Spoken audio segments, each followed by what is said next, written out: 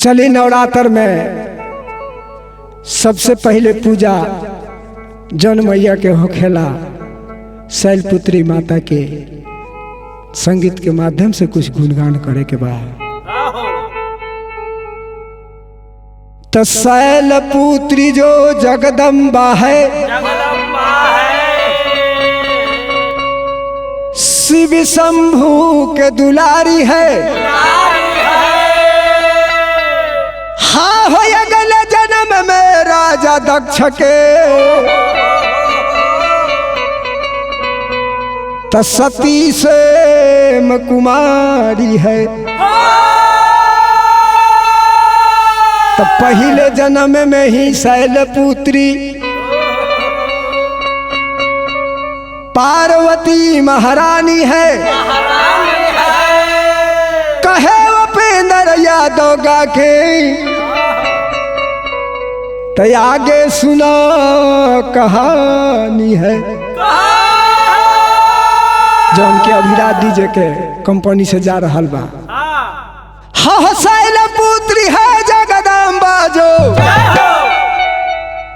शैलपुत्री है जगदम्बा जो, अह दुर्गा मैया पार्वती,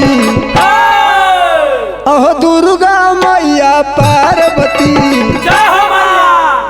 अह व्रत किया बर पाने के जी, अह व्रत किया बर पाने को जी।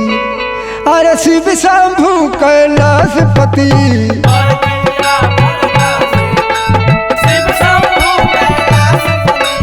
व्रत किया बर पाने को जी, शिव शंभू कैलाशपति।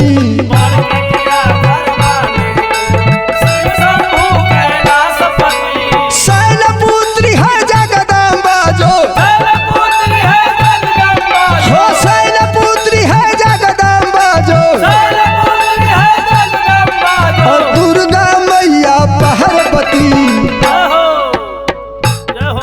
अह दुर्गा मैया पार्वती, व्रत किया बर पाने को जी, व्रत किया बर पाने को शिव शंभू कैलाशपति।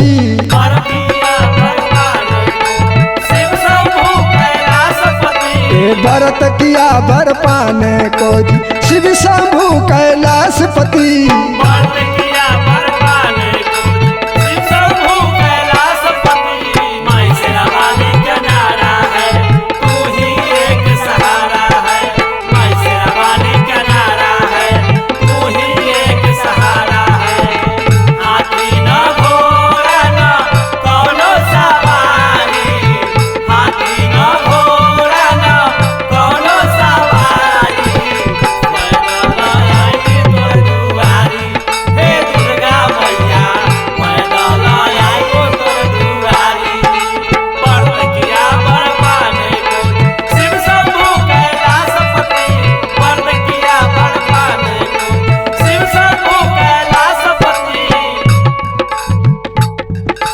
जिनकर महिमा दुनिया जाने, जाने ल दुनिया सारी,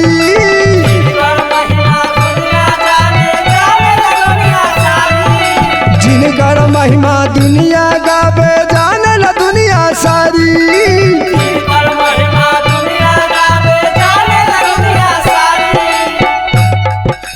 हमारे मिसिर बाबा भी कहते रहे, हमारे अनिल बबुआ बेंजू वाला भी कहते रहे, टुनटुन जी भी कहता है, शास्त्री जी कह रहा है।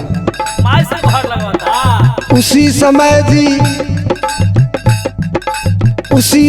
जी नाम पड़ा था शैलपुत्र सुकुमारी,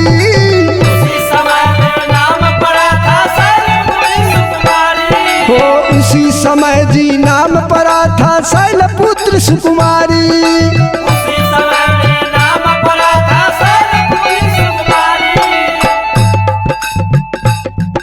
शिव सती गुणगान करूं मैं, हे शिव सती गुणगान करूं मैं, आगे जाने राम गति, आगे जाने राम गति। बर किया बर पाने को जी, व्रत किया वर पाने को जी शिव शंभु कैलाशपति। व्रत किया वर पाने को शिव शंभु कैलाशपति। व्रत किया वर पाने को शिव शंभु कैलाशपति। जय हो जय हो जय हो मैया। कृपा बनावो पितरबाबू।